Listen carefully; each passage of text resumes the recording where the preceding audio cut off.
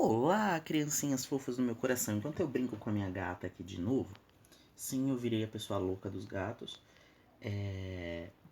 Eu vou explicar o slide 2 que eu passei pra vocês, que se chama Trabalhando com Sons, Questões de Fonética e um Passinho na Morfologia. Tem o nome do Gil, do Giovanni Mariotto, porque ele me ajudou a fazer esses slides quando começou o cursinho. Pera aqui. Melhorou. Então eu deixei o nome dele. Eu mudei os slides, mas enfim. Vocês vão reparar que a Gretchen tem a péssima mania de aparecer em todos os meus slides. Ela é uma coisa assim incontrolável, eu já liguei pra ela. Eu já pedi pra ela parar de fazer isso, mas ela não consegue, sabe? O médico mandou não contrariar. Então, relevem, por favor, ela vai ficar aparecendo. Eu tentei de tudo, mas não dá. Bom, a gente começa retomando aquele outro vídeo. No outro vídeo eu falei sobre as diferenças entre prosa e poesia e disse para vocês que ambos têm níveis, qualquer texto tem níveis de análise, e comecei a falar de processos fonológicos interpretáveis, no caso, para a poesia, a assonância e a aliteração. Meu Deus. Também tem a rima e a métrica, e agora a gente vai trabalhar mais voltado para a prosa, questões de homofonia e polissemia. Homofonia, homos e fone, mesmo som. Homonímia, homo, nomos é nome, mesmo nome. Um homônimo é uma palavra que por alguma razão histórica, ela tem o mesmo nome que outra, mas elas não têm uma relação de sentido entre si. Que é o caso entre isso aqui, manga de camisa, e a manga fruta. Uma coisa não tem nada a ver com a outra. Ela só tem o mesmo nome. Daí serem duas palavras diferentes da língua que têm a mesma... Elas aparecem do mesmo jeito, elas têm o mesmo nome, mas são palavras diferentes. Agora, quando a gente pega, por exemplo, pena de galinha e também aquela pena das aves que a gente usava para escrever, isso eu chamo de polissemia. Porque é uma palavra só que tem mais de um sentido. Esses sentidos são assemelhados, eles são próximos. Aliás, a pena que usava para escrever normalmente vinha de galinha ou de qualquer outra ave, né? Não de galinha, mas de alguma ave. Como as penas, que são as plumagens, no lugar de que mamíferos têm pelos, as aves têm penas.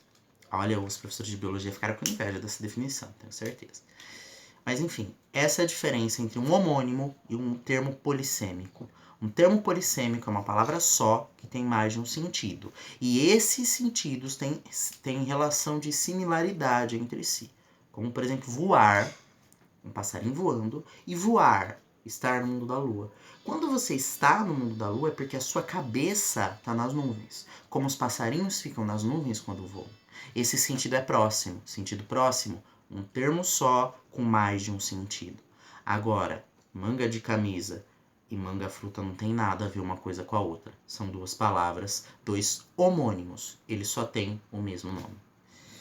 Bom, resumidamente é isso. Aí eu apresento a Gretchen aparece, né? Na mania horrorosa dela, enquanto as gatas brigam aqui. Tem a música do Chico Buarque, Cálice. Vocês sabem que na ditadura, muitas músicas, muitos artistas, não só musicistas, mas romancistas, para eles poderem produzir, eles disfarçavam, camuflavam muitas mensagens, daí o poder da poesia. E daí o vídeo anterior falando sobre as distinções entre prosa e poesia, que eu fiz, tá? Vejam aqui no canal o vídeo. Brincadeira, voltem pro vídeo se vocês não lembram. Quando essa música do Chico Buarque fica falando: Pai, afasta de mim esse cálice de vinho tinto de sangue. A parte da minha cantoria fenomenal, eu deveria ser cantor e não professor.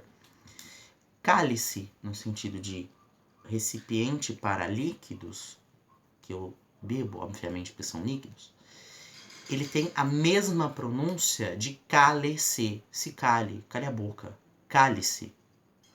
E não é por acaso, porque essa música foi escrita na época da ditadura, que mandava todo mundo calar a boca. Tanto que a música acaba com um cálice, ou seja, é o cala a boca da ditadura para todo mundo que era contra ela.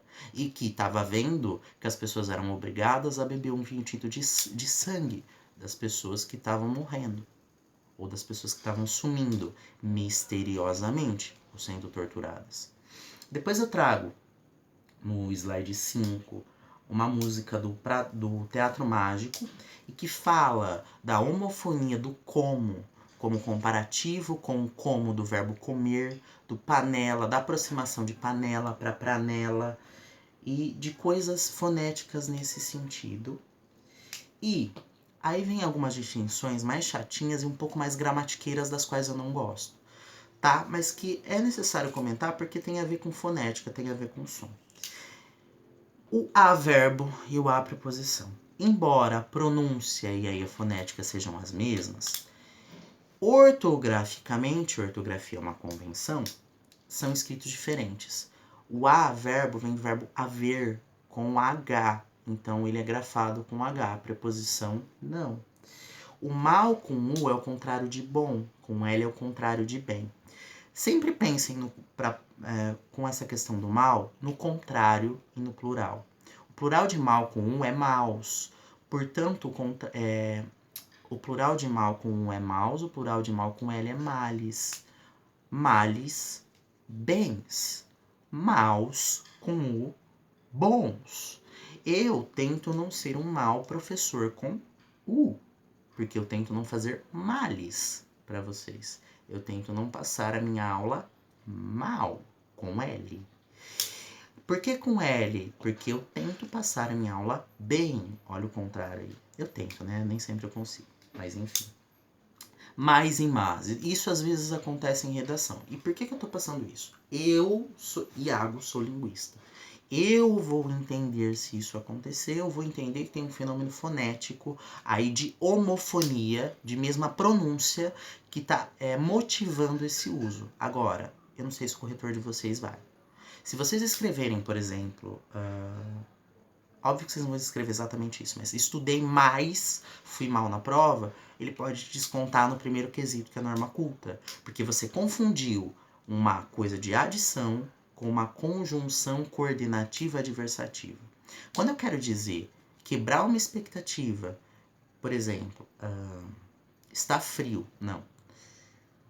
Estou com gripe, mas não estou com febre. Quando eu digo mas não estou com febre, eu quebro a expectativa de que a gripe me daria febre. Nesse sentido, esse mais, apesar de ter um i fonético, na ortografia ele não existe. Na ortografia. E tenham em mente que a ortografia, a escrita de qualquer língua, ela vem depois da fala. Primeiro as pessoas falam os idiomas, eles são falados, e depois a eles é atribuída uma ortografia para tentar neutralizar as variedades linguísticas ou não.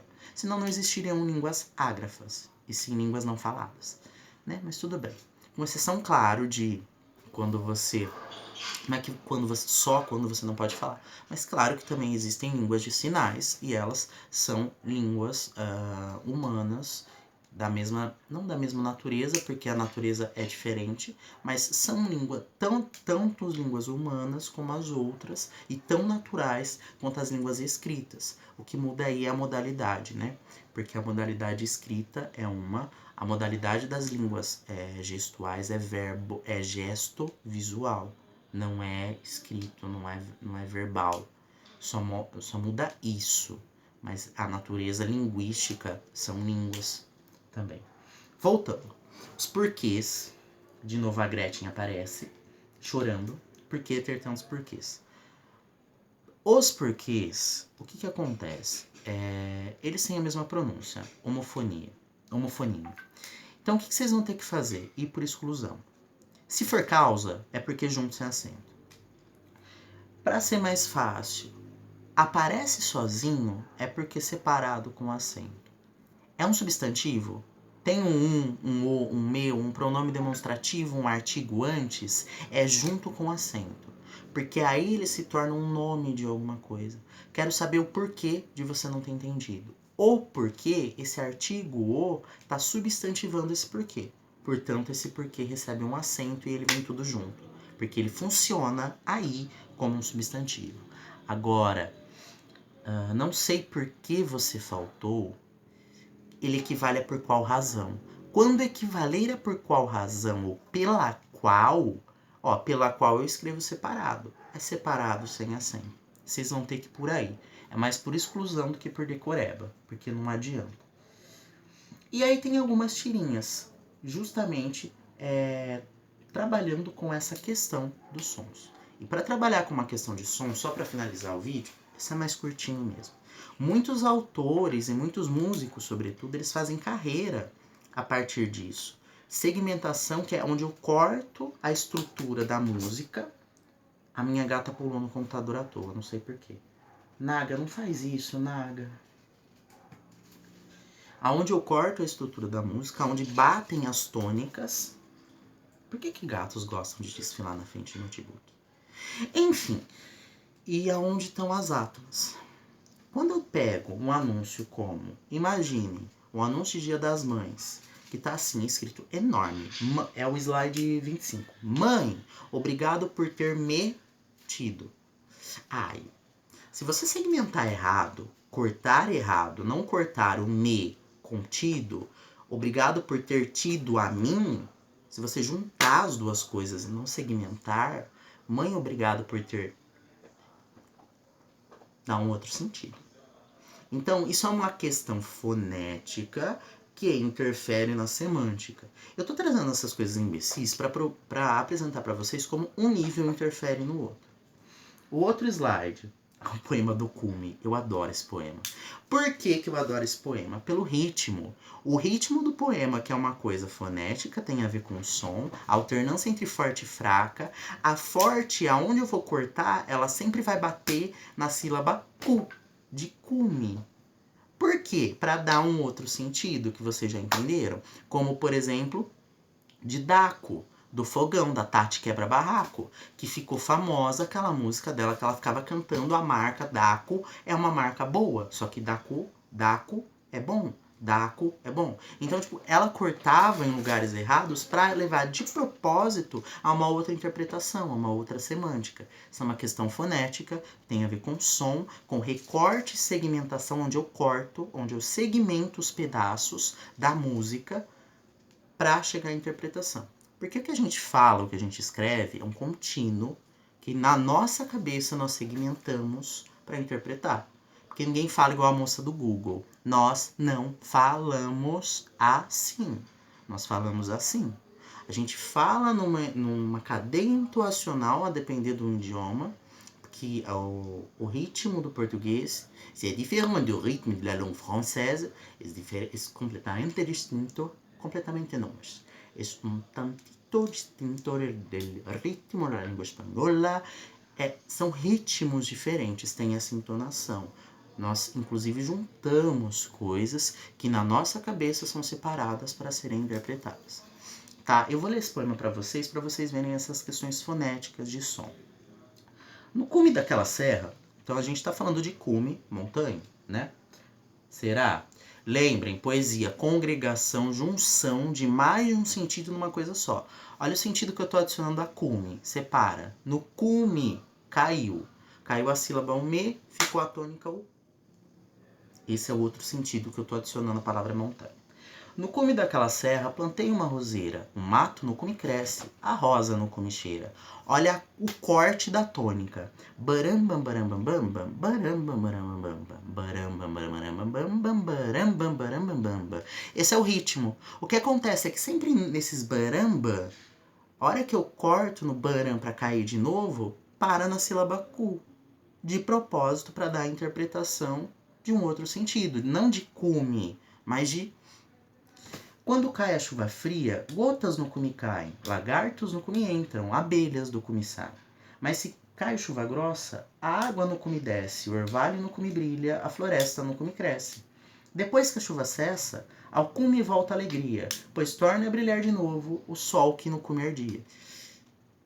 Eu acho que não preciso dizer mais nada de como a fonética pode levar a interpretações semânticas equivocadas. Cuidado com como vocês escrevem as coisas.